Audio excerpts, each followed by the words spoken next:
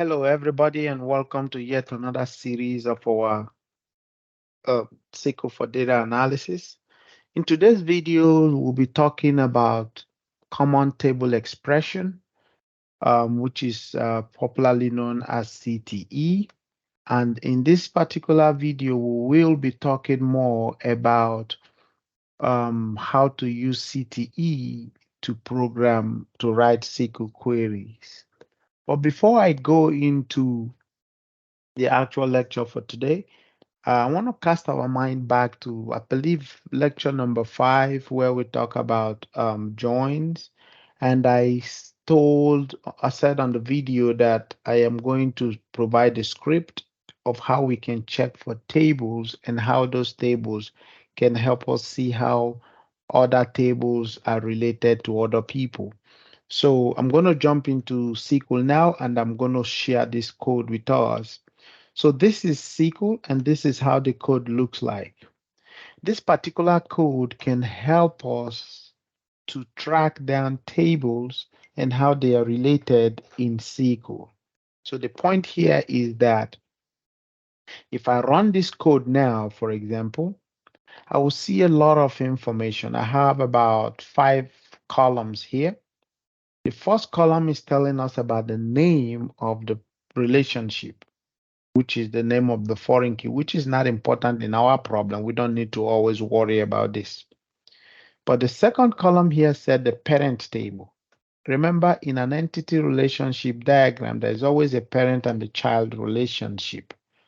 The parent is the main place where the primary key is. Then the child is where we establish the relationship. So if I look at this particular table, I have a parent table, I have a parent column name, and I have a reference table and a name. So what this tells me is that if I take this particular role, for example, this is the name of the foreign key. This is the table for the parent table. And in this table, there is an address type ID. And this table address is related to another address table called address type. And it is related with this ID called address type ID. So if I take this other row, I can see that this is a table and this is another table. These two tables are related using address ID. Now, if I want to find out how a particular table is related to other tables, or which table does those does that particular table relate to others? So what are the number of tables that are related to the patient table, for example? I can come over at this code and activate a where clause and say I am looking for the table relationship name that looks like a patient. So I'm looking for the patient type table. And if I run this code now, I can see all the tables that the patient table is related to. So with this, now I know how they are related. I can easily know the relationship between them, which is the keys. Then I can go from there. So this script can be run in any database. It can interact with any tables. We can use it for the various work that we do. So that is what I wanted to share. And now I'm going to go back into our main objective for the day, which is working with. So we're going to jump into a new window and we're going to start our program for today. So CTE is what we want to talk about. And CTE stands for Common Table Expression. It is one of the table expression for in SQL, but it is a little bit similar to derived table, but with a lot of advantages. If you missed the derived table lecture, could you please check the uh, our series, the video before this one, and you will see it, or I can still leave a link below so that you can see it. So when we are working with CTE, we first of all define a particular, it follows a particular instructions, but in every of the derived table, we always know that we have an inner query that we work with. So this is the idea of a derived table, sorry, a CTE when we work with it. First of all, let me go to my database that I want to work with. So I can say use this guy. I can say use this guy and go. And this is the structure. So let me put a comment here and say common table, common table expression. This is the syntax of how we write a common table expression. So the first thing we do, we start with a keyword called with. And this with, we call the CTE name, which is the name of the CTE. We say CTE name, then followed by a keyword called as, and open and close the parentheses. And inside of this is where we have the inner query. And immediately we close the parentheses, we call the outer query. This is the syntax that we have to follow. So with this, let's write let's write a query that we can put in a CTE. I'm going to write a simple code from the patient table. So I'll call DBO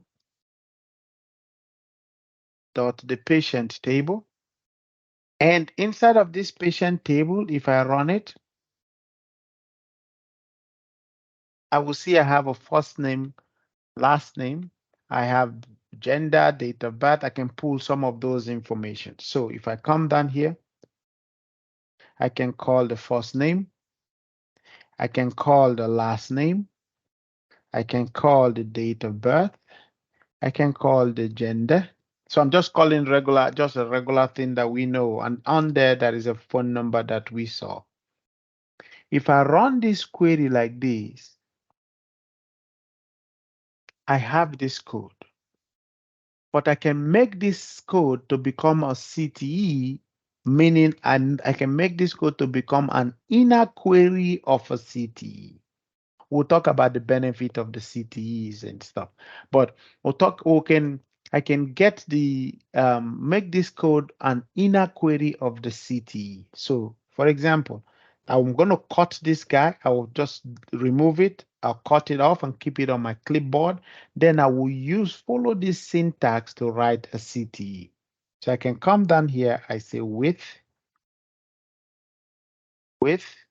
I'll call this guy my first CTE.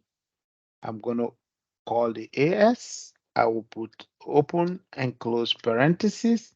And inside of it, based on this structure that I indicated here, I need an inner query. And the inner query is that query we just wrote earlier.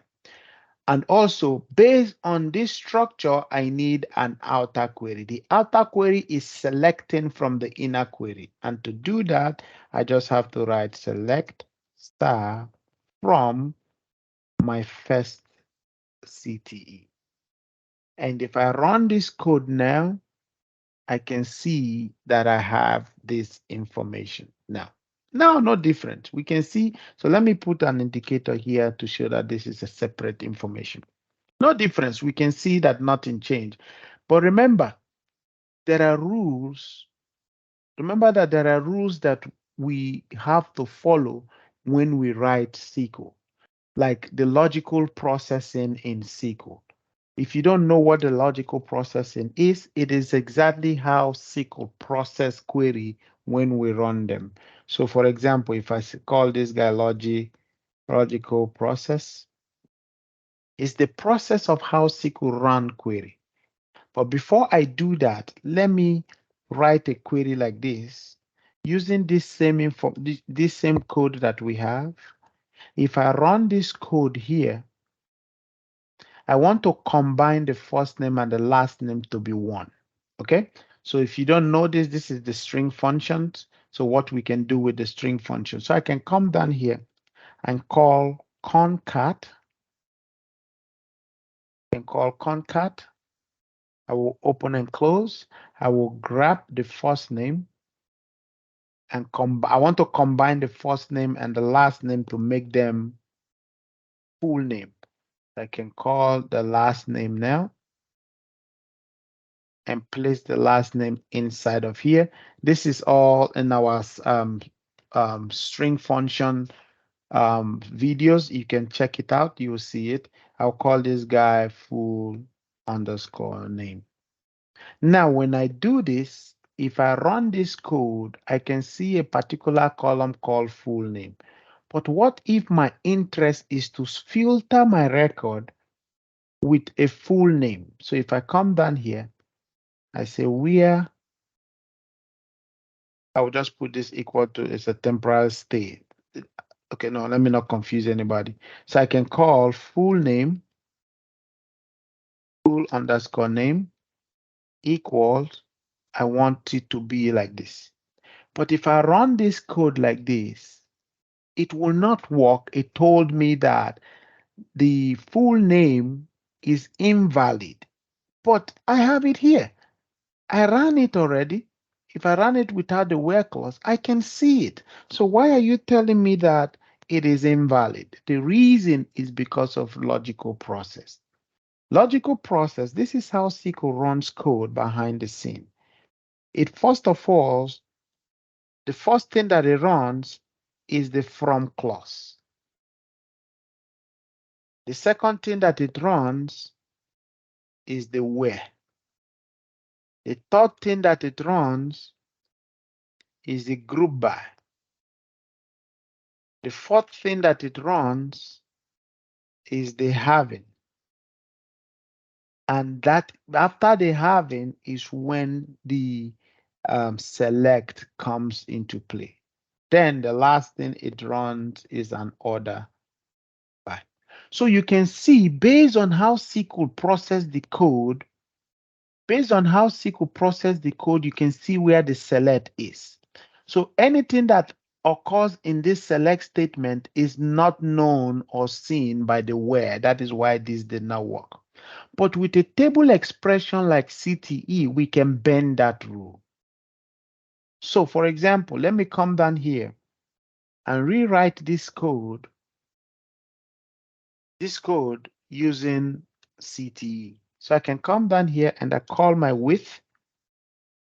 I say second underscore CTE.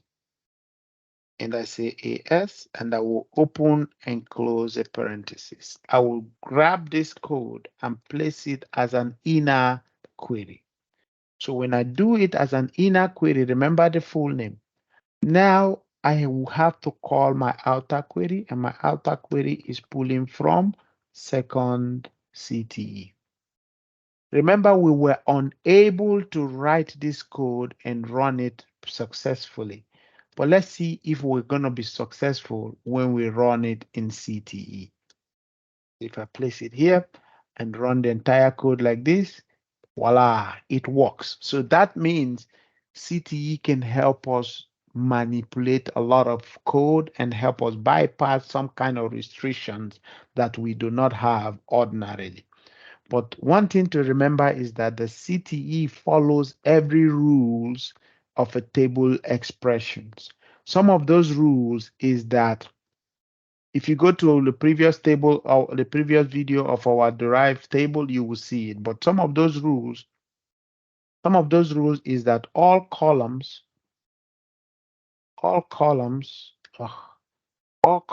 must have a name. All column names must be unique. Must be unique.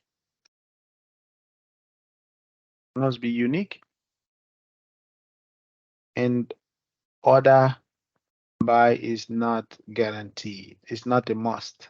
Sorry, order by is not required.